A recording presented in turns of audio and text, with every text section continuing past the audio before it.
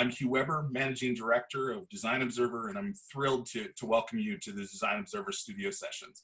Jessica, Michael, thank you, Hugh. What a beautiful introduction, as always. And thanks for mentioning the Design Observer Cooperative, which we're quite excited about, and we really need participation from all of you to make happen.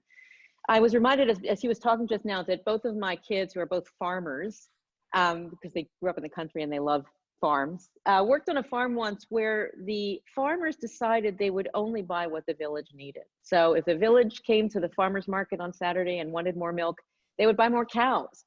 And if they all became vegetarians, they would start growing more things that were in the vegetable garden. And I really think it's a great model for the cooperative. This thing is going to live on a platform of supply and demand and engagement, very much like Design Observer was in the early days, where we would post a comment or a column and conversations would flow between students and practitioners and non-designers and people all over the world. So we're really hoping with your help we can make this happen. And the best part of it is that for every paid subscription, we give a free subscription to an emerging artist, designer, photographer, architect, student. And I'm just going to do a little shout out to our friend Emma Steinhobel, who you can see on screen number 1. Wave to everybody, Emma. Emma's getting the first free subscription because she has been a loyal person who's come to every one of our studio sessions. And in, I think, the very first week, asked a question, and everybody here on this platform gave her advice and guidance about how to get a job because she's graduating. So this, I think, shows the power of community in the best possible way. And another way we show community is by having these gatherings. So thank you for coming. We usually begin by talking about what has changed, and in fact, nothing's changing, right? I mean, so this is Groundhog Day upon Groundhog Day. States are starting to open up, but I think we're into this deep enough to see how our practices have all changed. We were talking before you all joined us about the fact that this is graduation time, and 4 of us on this call all went to the same school, which is Yale University, and my younger child is graduating this week from Yale in a very different set of circumstances than I graduated a million years ago. But every school is having to do this, and every office is having to do this, and every studio is having to do this. I think what we're going to talk about today are many things with our wonderful invited guests, which we're going to get to in a moment. But I just want to quickly turn it to Michael to say hello. I know Michael was supposed to be in Stockholm this week at a Pentagram Partners meeting, but instead he managed, like the rest of us, to do it from his little rectangle in New York. Michael, over to you. Yeah, Jessica, thank you, and hello to everyone out there. I think that there are, there are a number of people on this call who went to Yale. Actually, a couple of names I see out there. So you guys can all share some Yale memories with each other later on in the session, I suppose. The thing you were saying before about this being, graduation week for so many colleges and universities and high schools. I see in our names a lot of people who are teachers and students, and who were picturing something quite different happening this month as they were planning perhaps their final year of education or the curriculum for their graduating seniors back in the fall. And the way that people have gotten around these things is, both a testimony to, to ingenuity to a certain degree, because I've heard people say it's surprising how touching and engaging some of these experiences have been. But at the same time, it actually is, to my mind, it sort of throws into question how education is meant to happen going forward to a certain degree. And that's not what we're here to talk about today, but I think it's,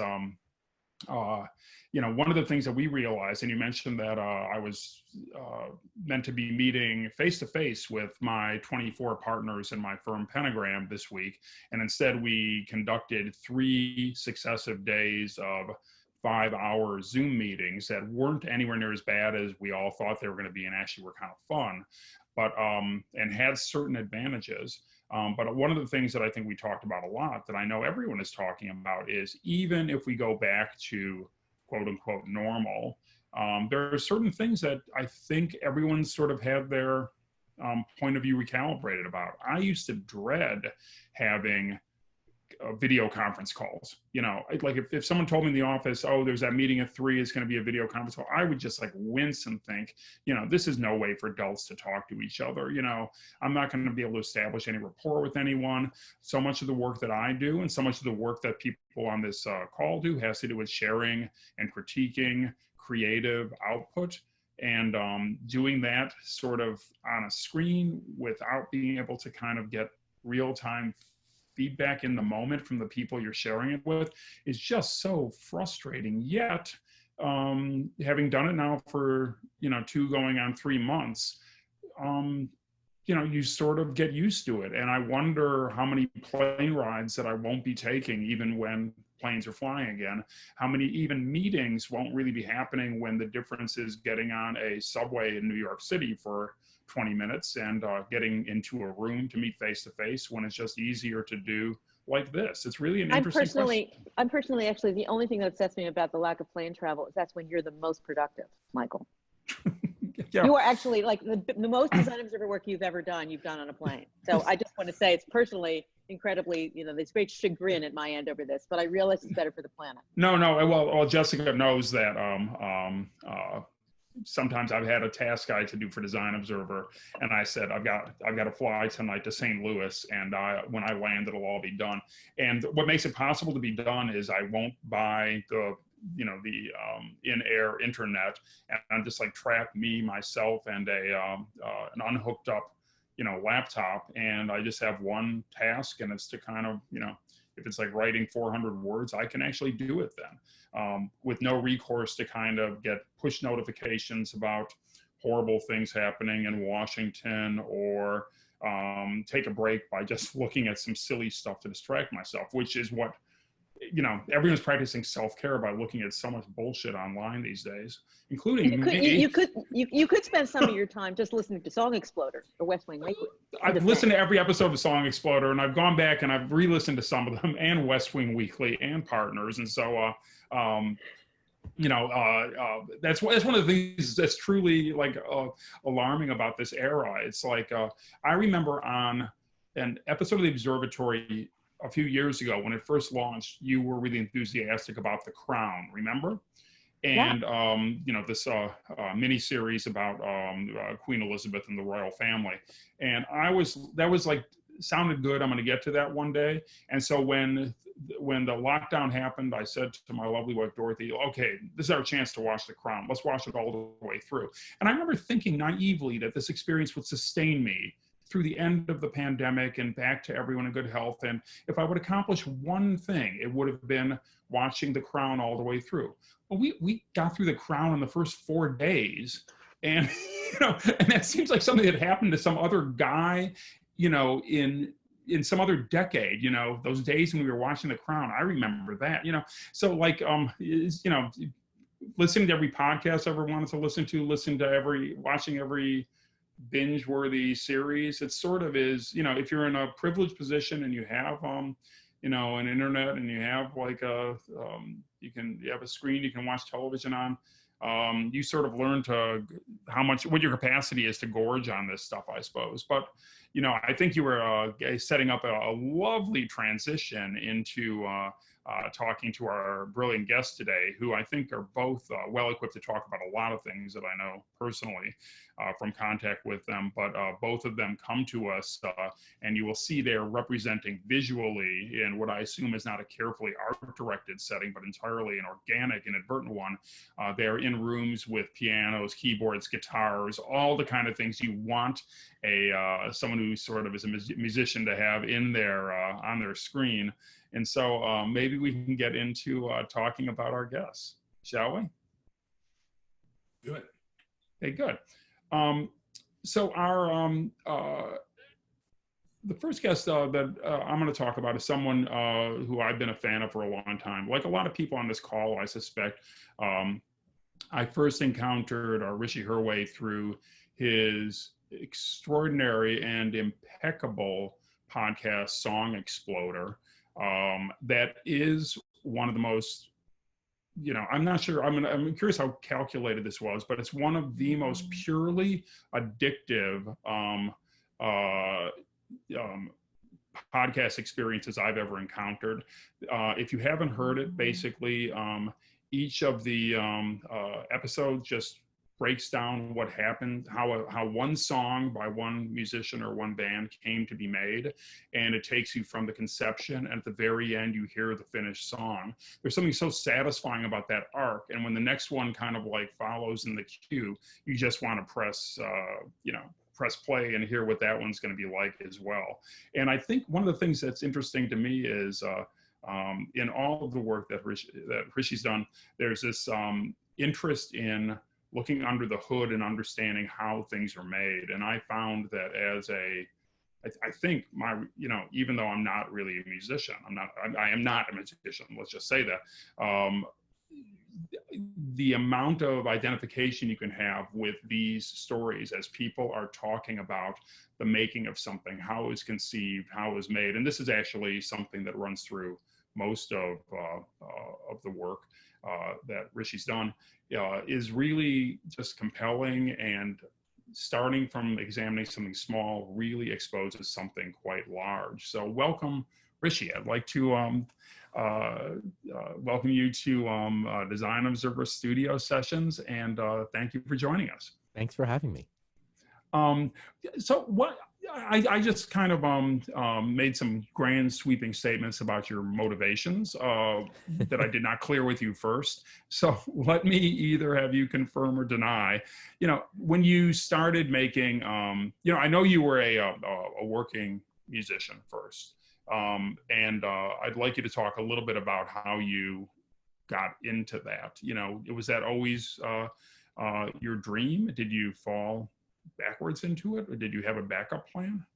I always wanted to make music. I'd been in bands since I was in high school, and the switch for me happened pretty soon after college.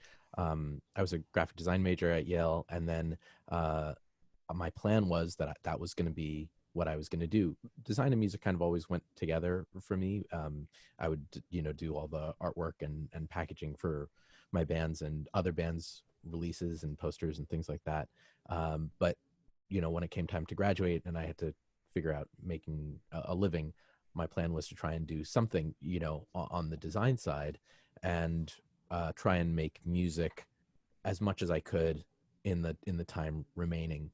And then the winter after I graduated, I went on like my first very long, for me, longish tour. I went out and felt what it really was like to kind of be living as a musician post school, and I loved it so much that I decided to try and flip, to invert those relationships, and that I was going to do music as much as possible, and then work in whatever way I had to fill in those gaps.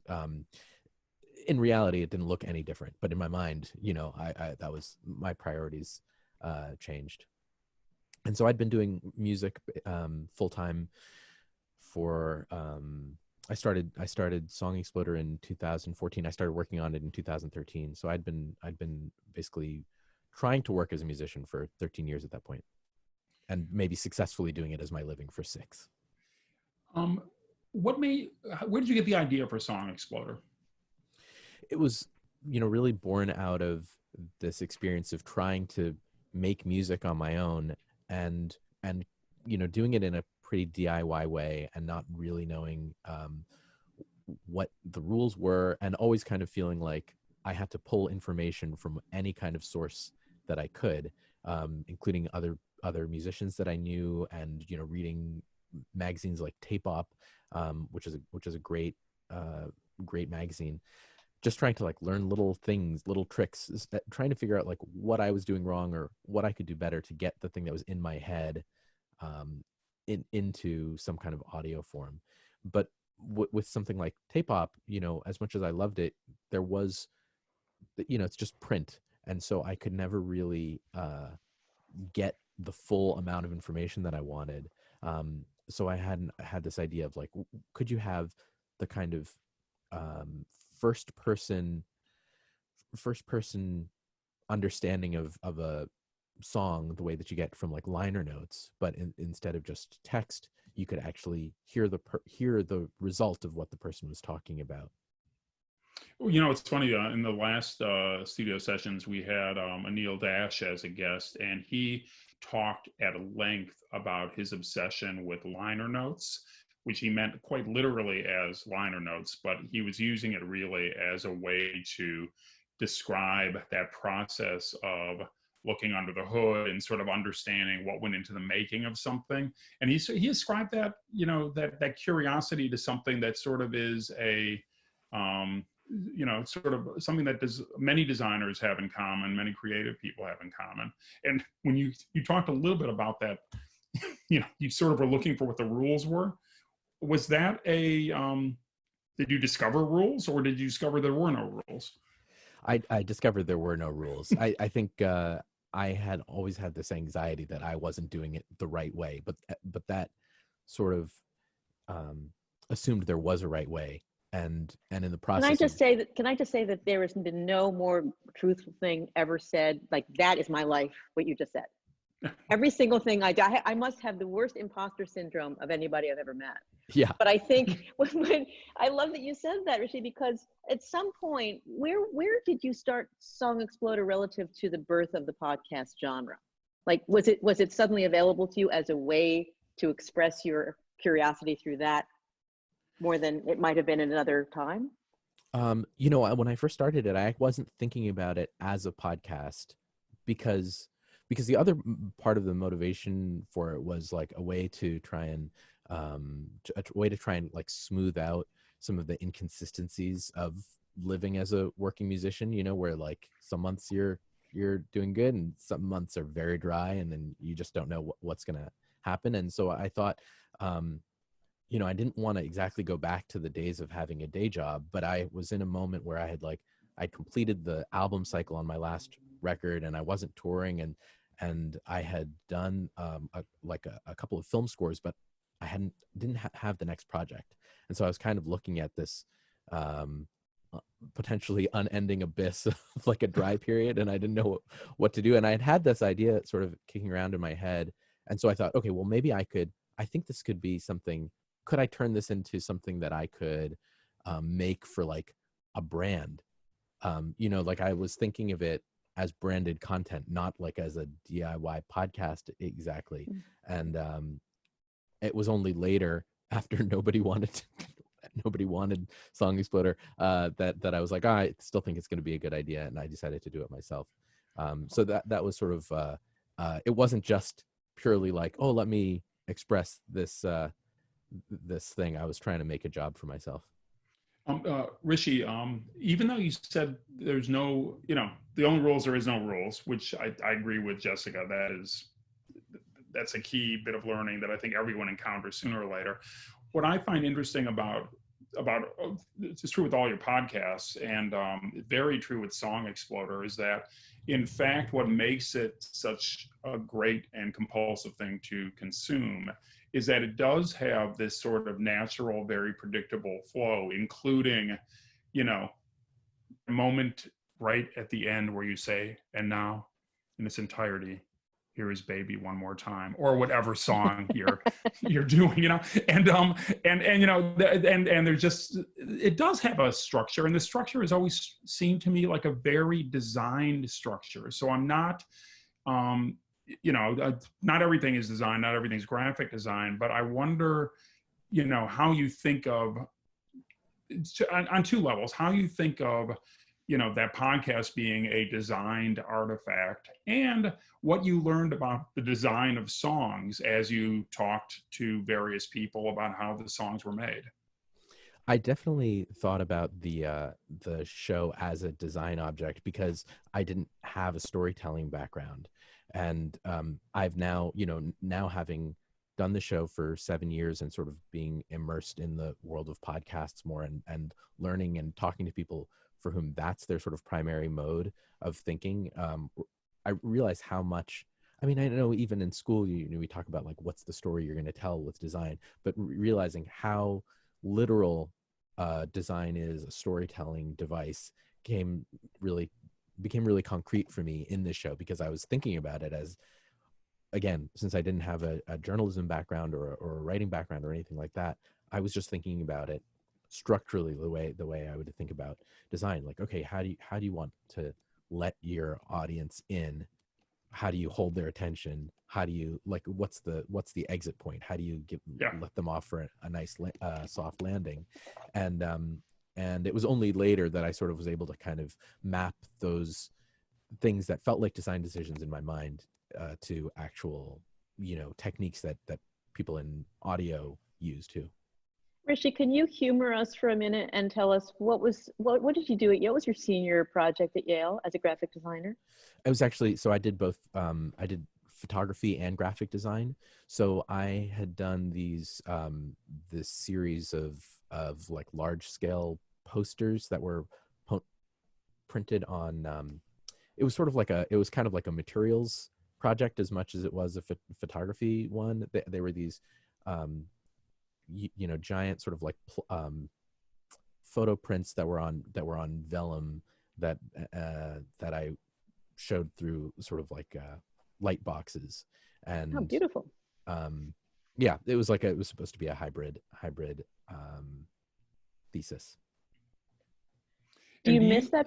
I'm sorry, go ahead. Go ahead. No, go ahead, Jessica. No, I just wonder if you miss that side of things, or if you found a way to weave it through what you're doing now. I miss the photography side for sure. I mean, like I miss doing large format photography a lot. I miss being out in the world, and it's just like such a slow and expensive way of working, especially when everybody's carrying like an incredible camera in their pocket. But I miss the process of it a lot. The graphic design, I still feel just out of necessity, I still do a lot of it. I saw like Ryan's wearing a West Wing Weekly sweatshirt. It's like getting to do merch for things is just like, I get to continue to feel like I'm still connected with, I still have Photoshop open every time we do a Song Exploder episode to like put together the graphics for the show, and design still feels very much like a part of my life. And do you see a connection? I'm not trying to make this. I'm fascinated by music, so I'm not trying to make this more interesting to me as a graphic designer. You don't even need to respond to this, but is there a connection in your mind between like visual design and music? And I'm even thinking about something as obvious as album covers. Last night, we were making kind of an elaborate dish for dinner, and we have a turntable that I'm amazed at how seldom I actually use, because it just is, this thing that I grew up with, taking vinyl discs out of cardboard containers, putting them on things, and then letting them play for around 25 minutes or so, and then you have to turn them over if you want to hear the other part. It just seems like like a really, a kind of very complicated mechanical way to listen to music, but satisfying in its own way. And one of the satisfactions was we listened to two albums. One was like one of my favorite records when I was in high school, to date myself, which is Fragile by Yes, which has this amazing cover by the illustrator Roger Dean. And the other one, Dorothy's not a big Yes fan, Dorothy simply is not into prog rock in general, as I was, because I thought it was sort of what intelligent, sophisticated 15-year-olds were meant to listen to in Ohio. So she said, please, no more of this stuff. And so I put on Revolver by the Beatles, which of course has another amazing cover by Klaus Voormann. And, as I sort of was handling these pieces of cardboard, I was reminded how much time I had spent looking at those images while I was listening to the music.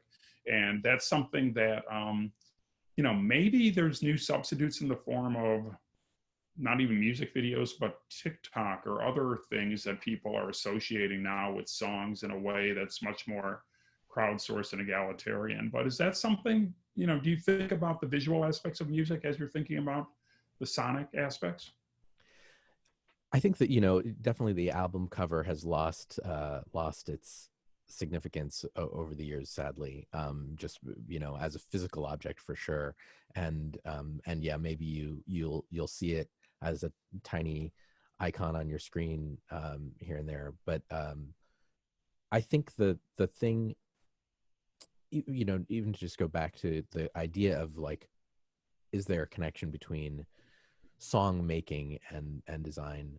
I feel like it's less about like a structural thing in terms of what's in a song, and more about like just the idea that like what do you like, at the beginning you have an infinite number of possibilities, and yet everybody who makes a song, everybody who designs something, ends up with something very specific out of those infinite possibilities. And that's what makes the thing interesting, right? Is like how the things that somebody has left, all the things that get left out in order to form what an aesthetic is. That feels really, like, especially when you look at a work of, like, the work of a designer across several things, several bodies of work, or like a musician across several songs, and you get a sense of like what their point of view is. That's the thing that I find, most parallel, just the expression of a point of view. And so even without I guess old school graphic design necessarily playing into musicians' lives in the same way, I think you do get a sense. I mean, artists who are doing it well are still putting forward a visual aesthetic as well as their musical aesthetic, and the way those two things combine, there's some like alchemy in there that actually forms your sense of who that artist is. It's not just the music, and it's not just the selfie that they post on Instagram. Yeah. It lies somewhere in between the two. Yeah, and one of the things that I think is revelatory about Song Exploder, and that I think you're continuing to explore in your new podcast partners, is how to work collaboratively in a really productive and almost miraculous way. I think I can't think of any episode of Song Exploder, each one of which sort of has the character of someone like, the known author of the song saying, I had this idea, and it's really a rough sketch. And what's great about doing this as a podcast as opposed to liner notes is you'll get to hear sort of often the demo track, or even they'll just sort of say it started out just with this repeating motif, or I just had a chorus, or I just had this, or I just had that, right? And I think the thing that actually is amazing is almost always, act two in Song Exploder is, then my bassist, or we were working with a producer, or we realized that we needed to bring in someone who had a very specific drum sound or something. And the first version you hear of the song is not the song you love. Usually it's some weird embryonic version of it. And then there's just something when you hear that magical ingredient that's often introduced by another person, often introduced by a person whose name isn't, the name that appears in your, in your Spotify playlist. It just is like, all of a sudden you hear the song turn into the song that became the success, which is just so cool. Can you talk a little bit about things you've learned about collaboration in these conversations? And this would include actually everything, not just Song Exploder, but West Wing Weekly and partners too. What makes for collaboration?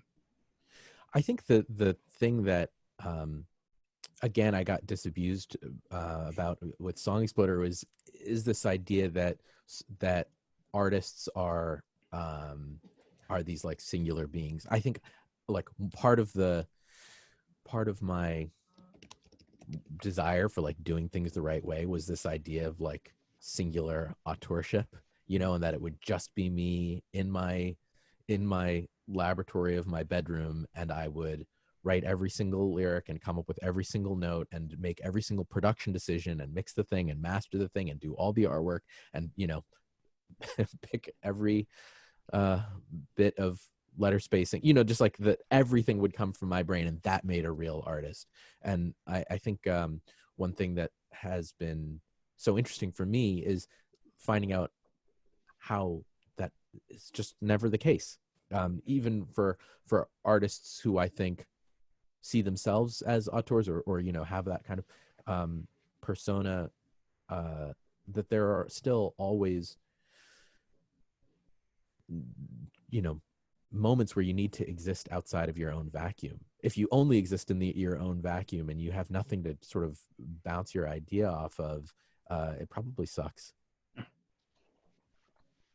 I'd love to chime in with a question, and really just a only slightly veiled attempt to talk about my extreme fandom of West Wing Weekly. So I'll admit that from the start. But I'm talking to so many creatives, designers, storytellers, filmmakers about the grief that is in this moment, the loss of graduation ceremonies, the missed senior shows, the projects that have been canceled. And I think it's been interesting. I was able to join you. I came out to see Jessica in LA and was at the Ace at the finale show of West Wing Weekly. And I'm curious to hear you talk about the process of grieving or wrapping up kind of a project of that length. And you've done that a number of times. You rebounded very quickly with partners, but I would love to hear a little bit about just the nature of wrapping something up that was both a partnership with Josh and more holistically a fandom and a passion project for you. I have to say, I actually don't experience it as grief. I know this is not going to be the case for everybody, but one of the things that I realized about myself, you know, in recent years is that like it actually was something that I experienced in the opposite way with Song Exploder. Song Exploder is now, you know, besides my band, Song Exploder is like the longest project I've ever had. And with my own music, there's a way in which it feels like they're really sort of segmented moments. You know, you're working on this album or you're doing this tour, and you know the project kind of changed. Whereas with Song Exploder, it was this kind of constant. It has been this constant churn of like an episode every 2 weeks, and like Michael pointed out, you know, there's some kind of structural formula to it, and not to say that it's formulaic, because there's always something new for me to learn about it, but it was kind of like, oh, I'm doing the same thing. After 5 years of that, I was like, oh, I feel a certain way about it. And I think I felt similarly with the West Wing Weekly, which was a project that lasted 4 years. And it turns out the thing that I like most in the creative process is like the beginnings. That's the thing that I get really excited about. I want to be there for the moment where you're like brainstorming what the thing is going to be, what the name of it's going to be. Like I want to create the sort of the initial container of a thing, and then you know, like I want I want to be the architect, the boatswain. I want to be the person who designs the boat, and then it can go off to sea, and I can, you know, say goodbye from the shore, and then I can start working on the next boat. And so ending the West Wing Weekly felt like, oh, at last this boat that I built like completed its journey, you know, and now I have time to like think about other boats. So it was actually really a nice moment for me. What a lovely way to frame that. I'm going to just ask that we express some visual sign of gratitude for Rishi, if we can, thanking him for the time. We're going to bring him back in a broader conversation with the whole group. But I'd love to, Jessica, pass it on to you to introduce Mike and have a little conversation on that side of things. Thanks so I'm much. delighted to. And Rishi, that was I can't imagine a better pairing than the two of you. You know, to call Mike Errico a singer-songwriter is just completely misses, not to use the boat reference again, but misses a very big boat, because he's many more things than this. And we met through mutual friends who knew that we would be friends ourselves because of our restless minds. And when I listen to you talk about the sort of serial monogamy of those projects, Rishi, I think that it really speaks to me in a very deep way. And I think that one of the things that's always interested me about Mike, I should say just by way of introduction, we brought Mike to a conference, a Design Observer conference a few years ago, and he sat for 2 days and listened to all the presentations, and then he essentially got on stage and summarized the conference and sang. And we all fell in love with him then. He's been our favorite musician ever since. And I think because of his restless mind and his interest in so many things. I have many questions to ask Mike, but I wanted to begin by talking about an article I saw in the Times that was published in the last few days, which was a conversation between Michael Stipe and Laurie Anderson. Did any of you see this? Wow. Right, so did you see this? What was so great about this conversation is it was like the conversation we're having right now, which was, yes, we're talking about music, but we're talking about art. Yes, we're talking about vision, but we're talking about audience. Sure. Where do you begin? Where do you end? How do you get an idea for something? And I'd like to just turn it over to you, to Mike, to talk to us about, as a singer-songwriter, which I think comes right out of the conversation with Rishi, you know, where you go for inspiration, which is a really big question, but I think in your case, really you can be very specific about, because I know you have great examples. Yes. It's funny. I had the question in the chat room for Rishi was, how many boats does it take to find one that's seaworthy? And I do think that that's part of it. And, you know, I do a lot of teaching as well. I teach at Yale and I teach at Wesleyan and NYU and a few other places, New School, a few other places. And one of those aphorisms that really works for me, in the same way that there are no rules, which I think there are 100 million rules and they're all wrong. And they're all obstacles, they're all obfuscating, and they're all things that we have to jump over. But is that whole thing where quantity begets quality. And anything that I can do for my students to get them to do more and to increase the number of at-bats, as I use a baseball reference, I don't know why. But you know, the more at-bats, the more potential hits, you know. Hits being singles, could be anything, could be hit by a pitch. I mean, could be anything. But whatever I can get them to do more and to forget about quality. You know, I use the summer as their time to discern whether or not what they did is any good. But summer is actually life. You know, it's actually every other moment for the rest of their lives. As long as they're generating good, just by definition. I think there's something else though I want to not let go of here. I mean, you're a dad, you have 2 young kids somewhere in that, behind the guitars in your house. So teaching, being a dad, I think one of the things that I'm reminded of is I was teaching a class on the color blue at Yale, and I would bring Mike in to talk to my students about the blue note, the note between the major and the minor scale, about the birth of the blues, about, you know, what does blue mean in music? And, you know, you could have come in and done anything. We ended up buying them blue harmonicas, and he taught them how to play the harmonica in an art class at Yale. Just want to say, that's how weird Mike and I are. But back to you. Me? That was all you, my friend. I know. Well, no, I was inspired.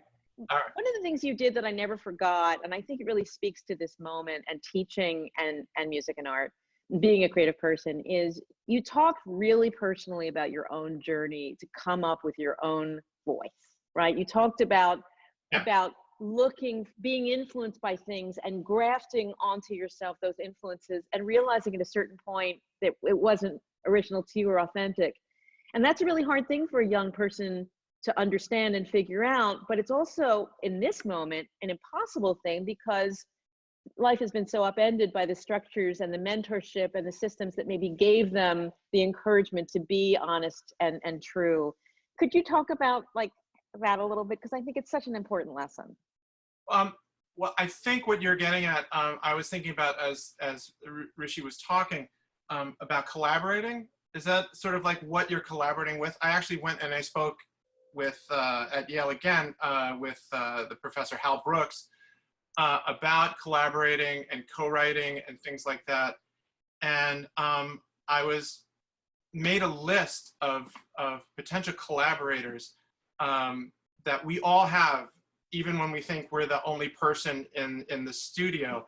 And just through time, just like the collaboration is with our own gifts, with the time and our DNA and the context of the time, and money. I mean, money is a huge one. If you've read *Sapiens* by Yuval Harari, I just slaughtered his name, but I guess it's like 3/4 of the way into the book, he talks about well, artists don't actually even make the art. It's the people who, it's the patrons. It's the people who funded it. So there's a major collaborator being sort of referenced there. I mean, artists hate to hear that, obviously, because it is a collaboration, but this is what you're collaborating with. Those are just sort of different places where this idea of authenticity, which is, I think, is kind of where you're headed, becomes an issue. And our own histories, of course, are a huge collaborator. But I think we're seeing that play out more and more in the music industry with things like copyright and plagiarism, and Katy Perry getting sued for this, and Kanye West getting sued for that, and Stairway to Heaven, being possibly stolen from this place or that place. I think a lot of it comes to these other collaborators that we don't actually discuss, and the fact that there are only 12 notes, and they're Right. all, right? I Right. mean, there are gesticulations that don't actually that become patterns that we use, and we use as collaboration. We use patterns as collaborators as well. So I want to ask a question that comes from something you mentioned in the chat, but also something that I think you sent me earlier this week, which is, you mentioned in the chat that your students are obsessed with the visual branding of their music. Oh my God. At the same time, you sent me this really interesting article by William Dershowitz that was in The Nation recently. And I believe, if I'm not mistaken, it's an excerpt from his new book, in which he really lays it out very painfully and bare what the state of the art world is, and in particular talks about performing and gig culture and the lack of audiences as we once knew them. Do you think your students are responding to the visual branding in light of the economic sort of foment of this moment, where they're trying to reclaim their practice in a way where they can control what they're doing? And, Yeah. In the best of circumstances, they're like Rishi and they have a design degree and they're also a musician, so they can actually do both. But do you think it's a control, sort of an effort to kind of re-steer their careers or their work in some way, reset the coordinates around the work? That's difficult. I think there's a lot of things going on there. I do think that there once was a strong visual component, a monolithic component, which was the album cover. And that is gone.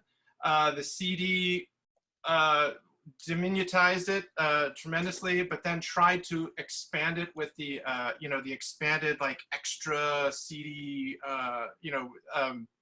the extras that you got, the extra features and stuff like that you would get in enhanced CDs. Now it has detached, but I do think with the rise of social media, the visual branding and the need for attention, that's the marketplace right now. It's a drag for them. It's terrible for them that all of that stuff is uploaded, all that effort is uploaded for free, and their data is mined as a result. But the visual components that go along with the musical components, I think, if I were to give a ratio, it would be probably 70-30, 70 to visual branding, 30 to the actual song. I do think that people and musicians are transitioning away from music. And the concept of what a musician has shifted, and maybe it's following the money, I wrote in, I guess, 2015 or something about, if Spotify only pays for 30 seconds of a song, why are you making songs that are longer than 35 seconds? If you're in a taxi cab, you go as long as you can pay, right? And it's not like, oh, I'll take you the other 5 miles. It's you don't get that kind of leeway from a taxi. That's a New York thing. So I do think that the music itself is changing. We are seeing songs getting shorter and more compressed, and titles are getting shorter, and lots of titles are using all caps or interesting spellings and all that kind of thing, all of which has to do with the branding of the song. And so I'm just a witness to that. But I do think that the visual elements and the design approach to the song itself has undergone a major, is undergoing a major shift as we're moving forward, you know. Is it okay if I jump in? Please. Yeah. I was gonna say that I feel like one thing that has changed is like how easy it is to make music. You know, like it's so democratized, and that the legitimacy of your career really kind of exists in these non-musical things. So like when you're dreaming about being like a musician for real, seeing your name or your band name or whatever in some kind of visual expression makes like that's the real aspirational thing. It's not, you know, because now anybody can download Ableton and make a song that sounds incredibly professional. It's not like having a song is the thing that separates you. It's all the other stuff, that 70%, I think. Yes.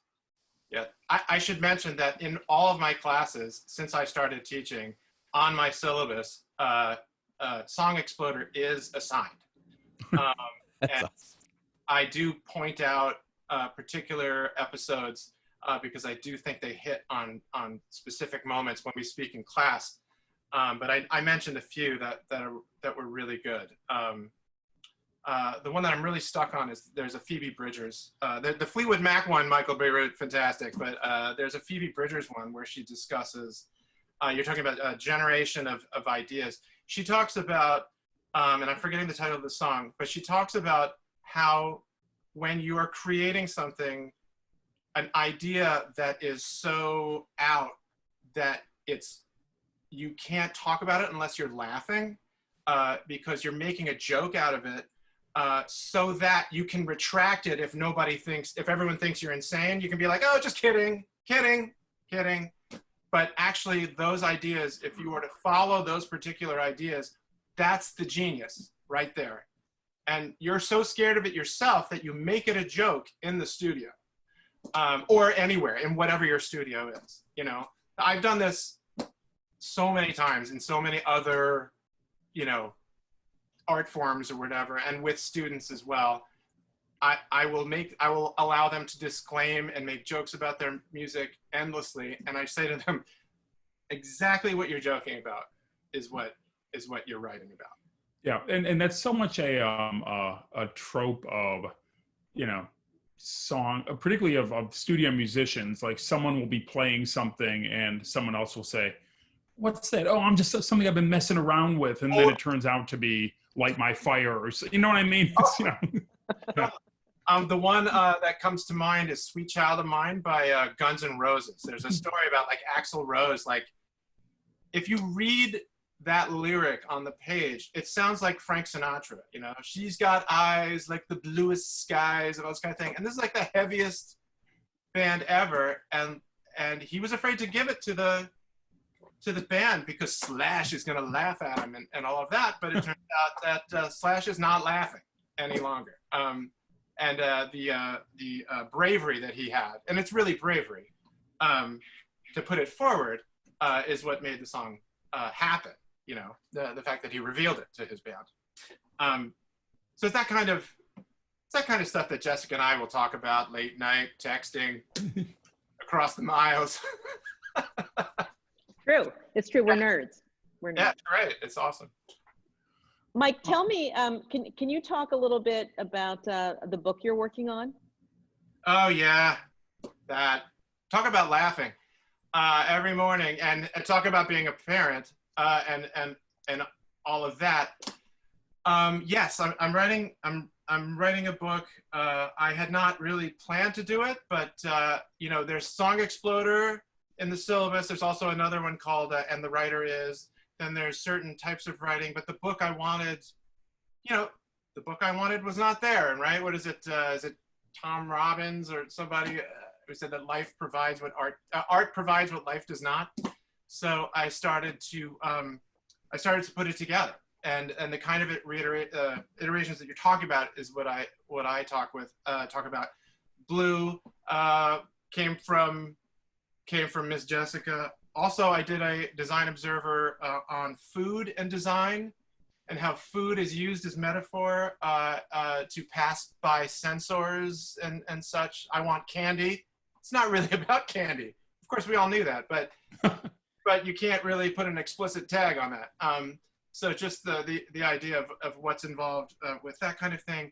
Jessica and I have been talking a lot about walking and how the improvements on cognition for walking, and of course there's just a lot of jokes in it as well. So if I'm not laughing at 5 o'clock in the morning before my kids wake up, I basically throw the journal out, and start over the next day. So that's kind of what I'm doing. Supposed to hand it in August. Things have changed, as you know, but yes, step in front of step, piccolo passi, as we say, one after the other. So I Want Candy isn't about candy. Next, you're going to tell us that Brand New Key by Melanie isn't about roller skating. I'm learning a lot. I'm learning so much from these pros in the studio. It's just fantastic. They're metaphors. But actually, walking actually improves our ability to create analogies, which is something I learned recently. How so? How so is a neurological question that I feel like that's beyond my pay grade, but it has been proven. In 2014, it was actually proven as part of a study that we actually are better at what is called divergent thinking, which is the brainstorming, the boat swaining, and such. And we're actually worse at convergent thinking after walking, which is the more synthesizing and prioritizing of ideas. But we're also much better at creating analogies. And they did this by, having us walk against a blank wall, walking, that's a treadmill. Walking against a blank wall is, of course, a different, more surreal kind of thing.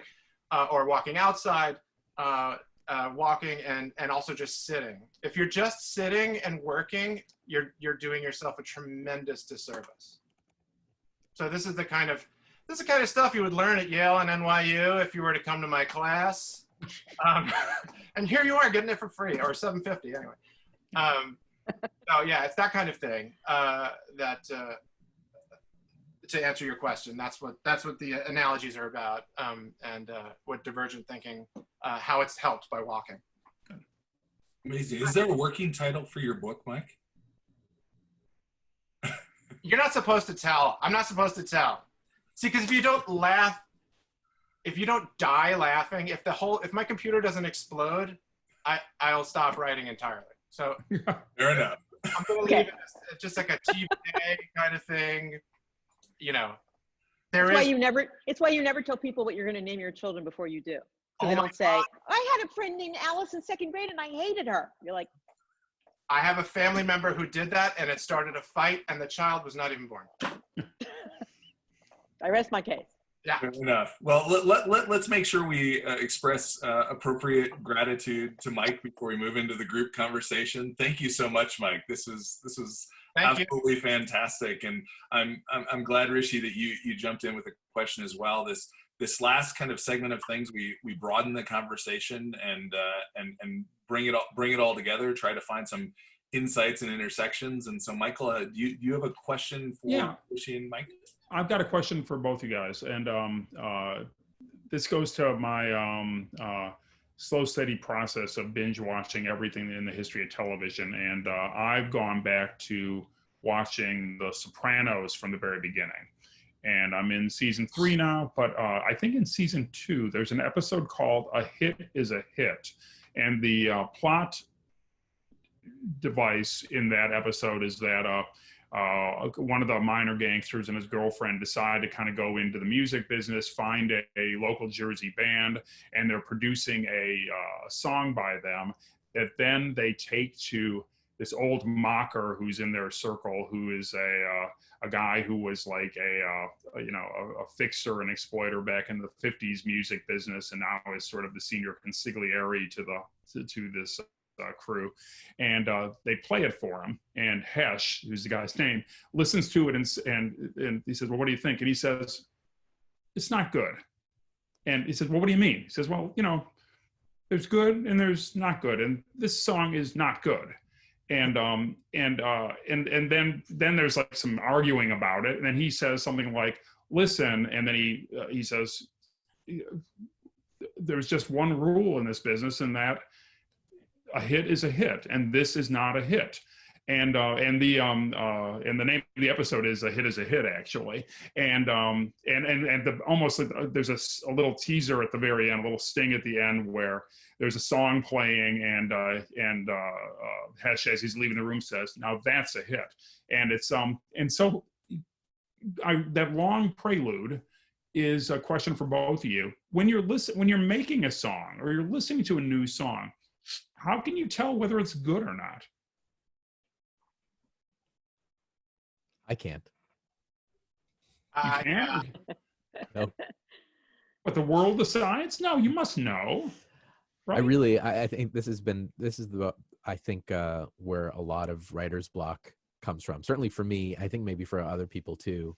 I remember I had an episode with Trent Reznor, and he was talking about a Nine Inch Nails song, and he said the thing that I really loved and the thing that I've tried to hold on to was he was like, yeah, you know, I try and separate writing from judging. Basically, the way he put it was, he's like, there'll be plenty of time later to hit it with the "it sucks" hammer. Yeah. I love that. Very We true. don't have one of those. I have two. Yeah, it's hard. So I think the tricky part is to just be able to have that delay, you know, and not have the hammer be the very first thing that you instinctively reach for. That's been the toughest part, because I think you could find the thing that sucks about any song while it's still being formulated. Yeah, it's funny. One of our someone who's on the chat with us here, Layla Simon Hayes, said that in her band, when they're sharing a new song, you're only allowed one disclaimer or caveat when you share it, and I think that has to do with suspending judgment and just being in it. But still, I think I find myself all the time like, you know, if I'm doing work, I want it to be good, and I look at it, and sometimes I can't tell whether it's good or not. And sometimes I'm really surprised by something I do, or, you know, sometimes I'll do something and no one will comment on it. And sometimes in my dark moments, I'll think it's because they all hate it and they're just averting their gaze from me and crossing the street to avoid me. Then other times I'll do something that I just sort of toss off, and people say, "Oh, I love that thing you did for blah, blah, blah." And I'm like, "Oh, you know, that took a minute or so." And I don't think there's an inverse correlation between how much you brood about something and things you just toss off. But I'm always surprised by the gap between the public reception to something and the way it feels when you're in the making of it. Mike, is this 100%? I mean, this must be something that students ask you. Well, yeah, they ask me all the time, and mostly the question goes, "Is it good?" And I'm like,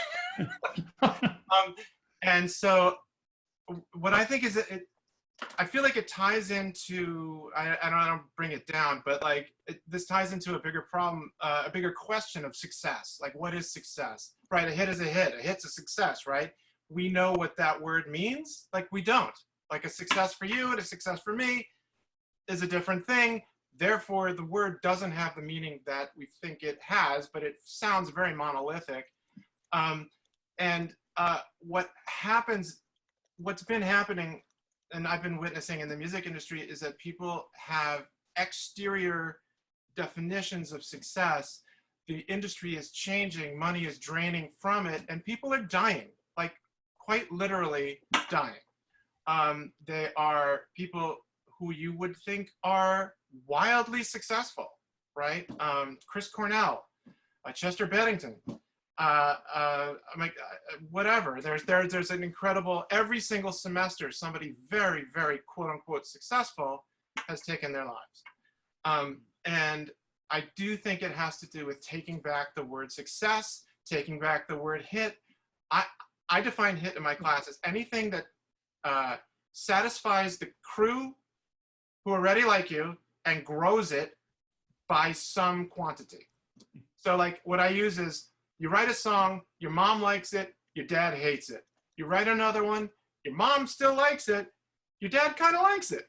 That's the hit, right? And if that ratio occurs for, Charlie XCX at that same ratio, that's of course works in millions, but it's a hit. It forwards what you can do. So that's kind of what I try and tell them that success and a hit is an internal conversation.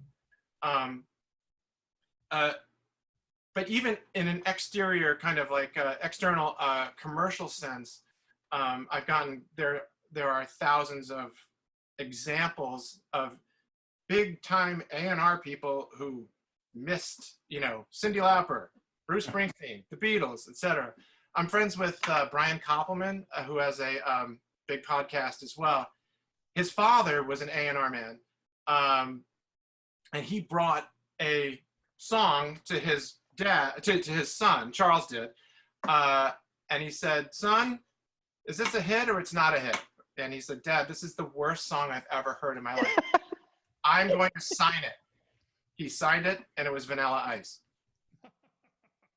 I mean, they were both right then. They were both right. That's like the double twist of that story. It's like, yes, was it a hit? Oh boy, it was a huge hit. Was it a hit? It's 2020. Was it a hit? Is there a relationship between hit and quality? Everything's just, that's the it's no rules thing, to go back to Rishi. There's a lot of great exactly that. Yeah, there's a lot of great questions emerging in the chat, and I want to bring one in that I think is connected to this. Laura asks, what do you think about musicians and artists making work targeted first to their communities, and kind of a narrowing of their target audience that is more focused on expression and connection than a general audience? And I would extend kind of what are the implications around this very topic we're talking about? What is a hit? What is good? What is successful? Any thoughts, Mike or Rishi, on that? There was a thing that Mike reminded me of with the ratio of mom, then mom plus dad.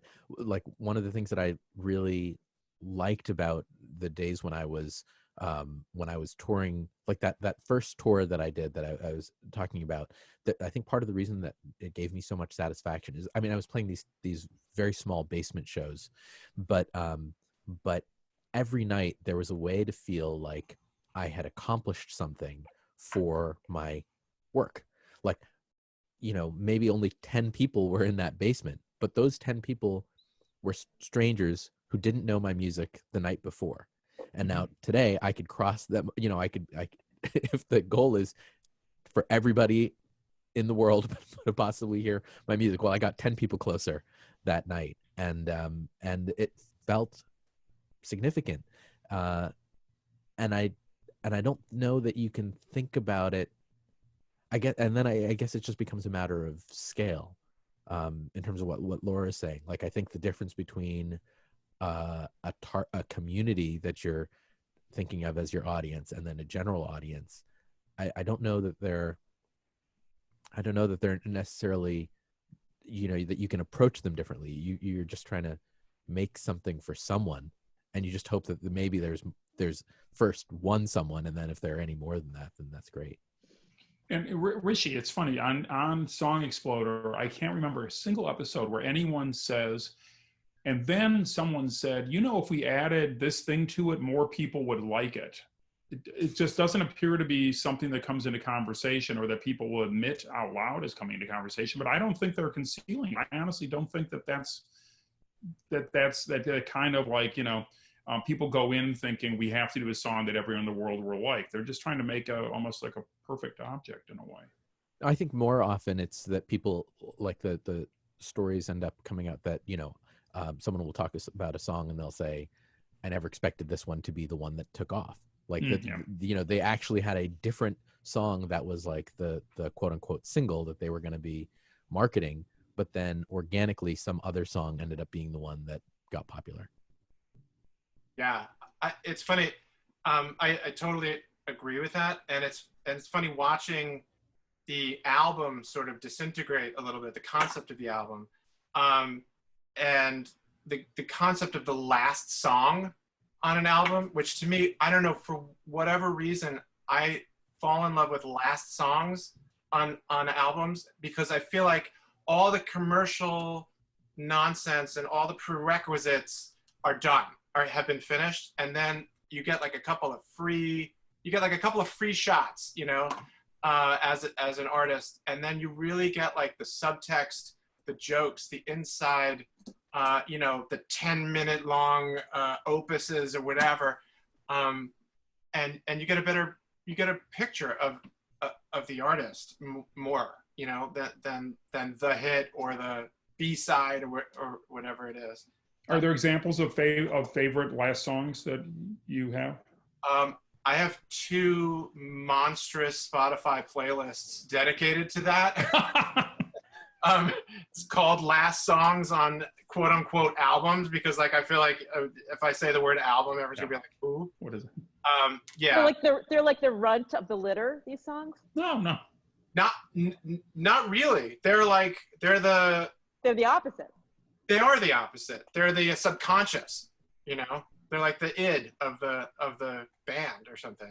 Yeah, on SNL they have something. On Saturday Night Live, there's this thing that is called. There's a tradition called the 10-to-1 sketch, which is the one that's like essentially the very last sketch of the show, and they just figure if you're going to do anything weird or off the wall or just thrown away, that could be. You know, you could do it just 10 minutes to 1 as the last sketch in the show.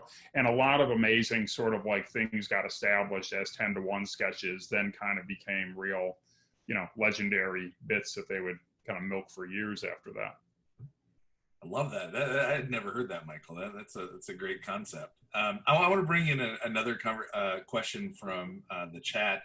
Aaron shares that she comes from he or she, I guess I don't know, comes from a jazz background.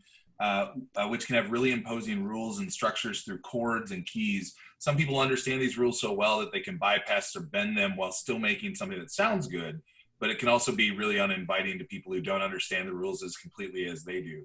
So how do you go about making something new and pushing your own limits while still being accessible? And this brought to mind a side pitch for a Design Observer and a project Jessica's done over the last several weeks on the Self-Reliance project. Jessica, do you want to talk a little bit about your article on sharpening and the chance operations? It feels like it's yeah, that question about jazz got me thinking about improvisation and riffing, which has as much valence and I think resonance for visual people as it does for musicians. I think it's an interesting thing to think about, like how you set those coordinates, what is fixed and what is variable. The chance operation was a John Cage thing that my great mentor in graduate school used in the studio. He had collections of dice and things, and he would roll them. And you know, if it was 2, the color was blue, and if it was 3, the color was red. And there are many artists. John Hammersley is another one who like to create systems where they alleviate the burdensome choices that have to be made. So that's one piece of it. But the other piece is just figuring out how you want to experiment. And that's, as I found in my reading of Emerson, a really Emersonian thing. He believed in experiments being the most important thing we could do. And I think that songs can be that. Particularly, Mike, I don't know if you're doing an album, I always think about how, you know, when I was growing up, Michael and I were talking about this recently, liner notes sort of navigated you because songs were consecutive. So you remembered the end of one song into the next one because you listened to them in that order. And the shuffling of music on playlists has probably changed all that, but there's still got to be, I'm imagining, some sort of symphonic, larger understanding of how you're actually sculpting that narrative for somebody, even if they're going to listen to it in an asynchronous way. So, I mean, do you think about that? Do you improvise in that way, or am I going too far? Do you improvise, you're saying, in song selection? Like, are you thinking about this question about jazz, about what is structure, what is freedom, about what's in, what's out, about whether there are boundaries, and then sort of explode that? Well, as far as sequencing goes, I mean, that's a artist to artist kind of decision. I feel like my students and myself, they're putting out singles all together, right? And so the liner note is the Instagram page, is the life that you are curating as you're going forward, is the how. One song at a time. Yeah, it's the 60-second in the studio thing that ends with a link to the single itself, or the lyric video, or the, you know, all that kind of thing combines to make some sort of larger Uber liner note, you know. that encompasses the brand, you know. And it's sad to say a little bit because the music takes sort of a back seat to it. To the visual, to the Instagram. Well, it becomes part of a larger concept, you know. It's not just like, I'm going to get in my truck and I'm going to go and I'm going to play and it's going to be like about the music and it doesn't matter how I look and it doesn't matter how I, you know, come off or anything. At least the students that I work with, this is what they're preoccupied with, you know. I say preoccupied like it's a bad thing. It's just part of what they're doing. But I had a question. Oh, sorry. Go ahead. I wanted to, you know, one thing that Aaron's question made me think about, you know, this idea of like, how do you make something new and while still being accessible to other people?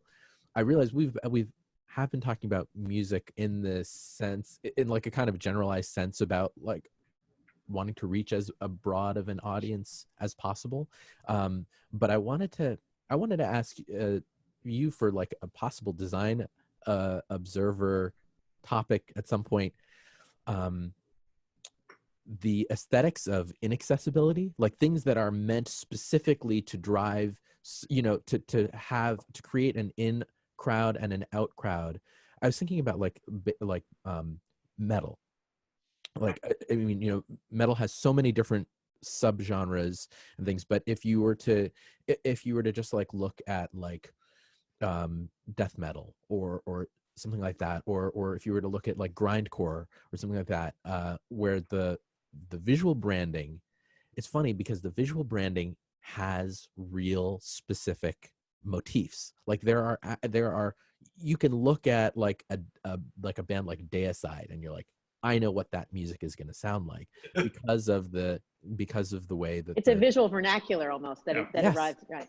Yeah, but it's a vernacular that's also that like you know, is shared by multiple bands, even though they're actually trying to create something that is distinct and sort of inaccessible and, you know, bleak and evil and dark. And you know, so how, I think that's so. I think I mean, Michael, I bet you have a lot to say about this, but I think there is a very unfortunate tradition in design of doing the same thing for anything. Like, you know, the client that comes to you and says, make me look like American Express, but I'm not American Express, right? And so this idea that you are kind of creating value by proxy through imitation is a fascinating question. Yeah, no, but I actually find, I mean, Rishi, I think that there, and this comes from what Mike was saying before too, there's something about kind of how you toggle between, I mean, like, it's easy to dismiss conventions, you know, I don't mean, you know, I mean, like, standard operating procedure as a way of doing things.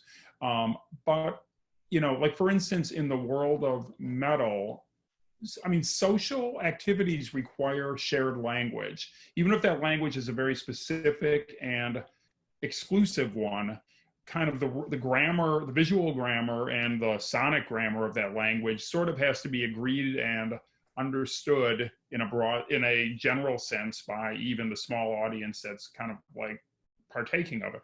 And it took me a long time to figure that out as a graphic designer, for instance, because you sort of realize that anything you design, sort of, it's working within a larger context, and it has to both it has to acknowledge a certain degree of expectation about, you know, what people think that sort of thing looks like, so they understand how to classify it.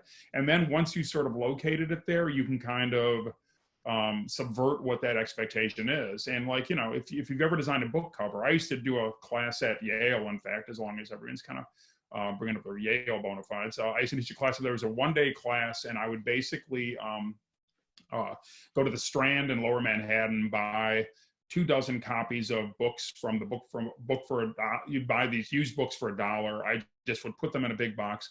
I drag them up to the class the next morning, and I just would hand them out at random. And I say, design a cover for this book. It's got to be done by 5 o'clock. And then at 5 o'clock, a guest critic would arrive. And I remember one year it was Chip Kidd, the legendary book cover designer. And the way he would actually crit those covers was, he would say, oh, this is a biography. This is a biography of a historical figure. And there's a certain way that those things look. And unless you sort of, and the student may have done a brilliant design, but it sort of lacked the kind of like core, it didn't make reference to the core source code of, hello, I am a biography of a major historical figure. And so like the person who might be interested in that book would not, quote unquote, to use the publishing term, discover it because it looked too much like experimental fiction, or it looked like poetry or something else, right? And sort of like, you know, so to your point, Jessica, God knows I've been with clients, and you have too, and designers who are on this chat have been there as well, where they're kind of saying, make it look more like so-and-so. And a lot of times, all they're asking for, if I give them the benefit of the doubt, is, can you help kind of like make this thing look like the thing someone's looking for? And then once you've satisfied that, go away from it. There's actually, one of my core design principles is from a musician, actually. It's Wilson Pickett said, he was asked one time what his principle of music was, and he said, harmonize, then customize. And so to me, that's sort of it. You harmonize by making it kind of go with, then you customize by making it distinctive, you know? And I used to kind of like, I used to drop, and it rhymes too. It's easy to remember because it rhymes. I think the thing that I was thinking about with metal, and, you know, like the idea of like the first person who did that, this is not, this is like hitting me with a profundity that I'm sure this is a thought that everybody's actually already had before, but that like as soon as you willfully like break a rule and then put it out into the world, you've just made another rule. Yeah. Like the first person who ever did a metal thing because they were like, I don't want it to look like anything else, and I want it to be this evil thing, just took the first step towards creating that. Whatever, yeah, I know. When I hear you say things like that, Rishi, I want you to start a podcast called Philosophy Exploder. Because I think you've just boiled back basically like Western civilization is what you just said. Well, in my freshman year of college, my roommate was a composition major at the University of Cincinnati Conservatory.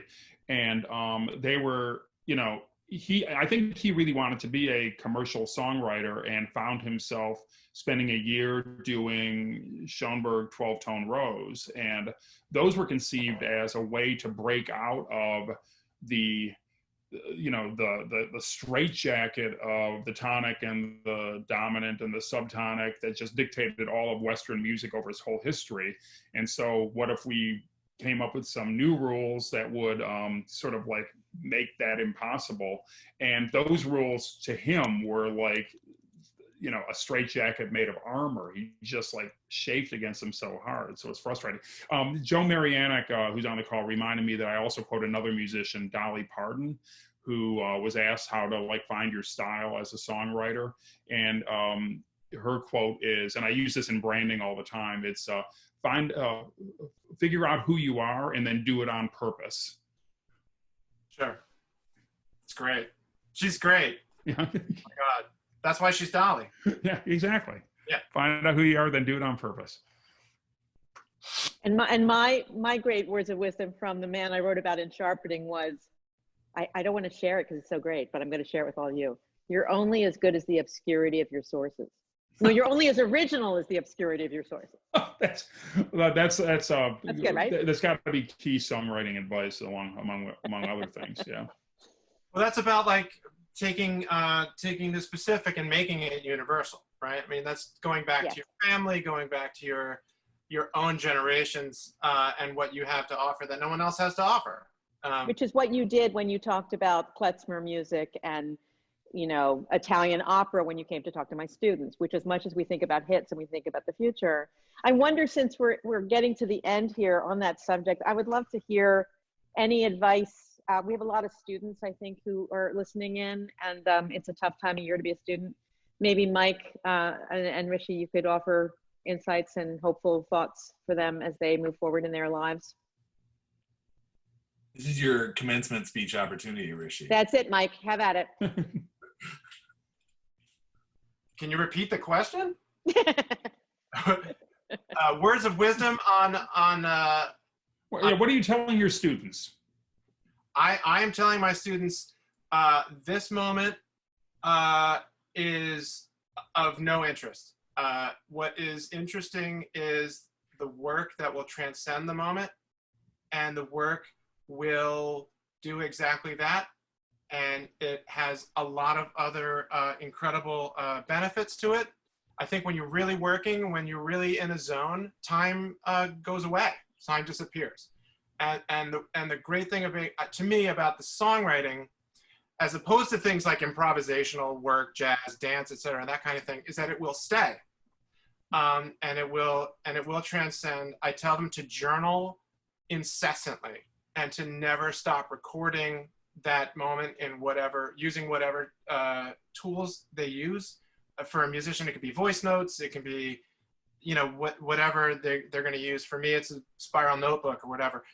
But to continue doing that and continue to look toward the moment that is not this moment, and the presentation of what you will have made during this moment. Beautiful. Yeah, Rishi, closing, how about you? You got closing comments? I mean, I'm still thinking, I can't get past that Dolly Parton line. I think it's going to haunt me for a long time. Figure out who you are and then do it on purpose. I think I think there's so much in that. I think I still haven't figured out the first, it's really two halves. And I think I haven't figured out the first half yet. And so I've kind of just been thinking about the second half. Like the doing it on purpose is something that I think I've worked at a lot. Like the boat building is kind of an execution of that, or it's about execution. And I guess I've been hoping that by doing that, by trying to execute with a sense of purpose, that I could figure out who I am through that. I guess I'm hoping that Dolly's line might be a circle, and so maybe my words of wisdom would be to try and see what way works for you. Maybe you do something on purpose, and that's how you figure out who you are. I might just be trying to absolve myself too, but in any case, I'd say we should all think about that. Consider yourself absolved. What a beautiful way, I think, to wrap up today. I'd love to do just one more round of applause for Rishi Hirway and Mike Errico. A round of applause for Jessica and Michael, our hosts today. For our friends at Design Observer that make all this possible, Betsy Verdal and Blake Eskin. Again, net proceeds from these sessions go to Design for America, and you've been a huge part of that. So thanks for taking your time and contributing to the future of design as well. Jessica and Michael, any final words as we wrap up? This was every bit as exciting and interesting as I thought it would be, and I wish we had 2 more hours. Thank you all for making the time, especially to Mike and Rishi. This was really just the most delightful way to spend a Saturday. And Michael, I will talk to you soon. Thanks, Jessica. Talk to you soon. Thanks, everybody. Thanks, everyone. Have a great Saturday. Everyone. Thanks for having us.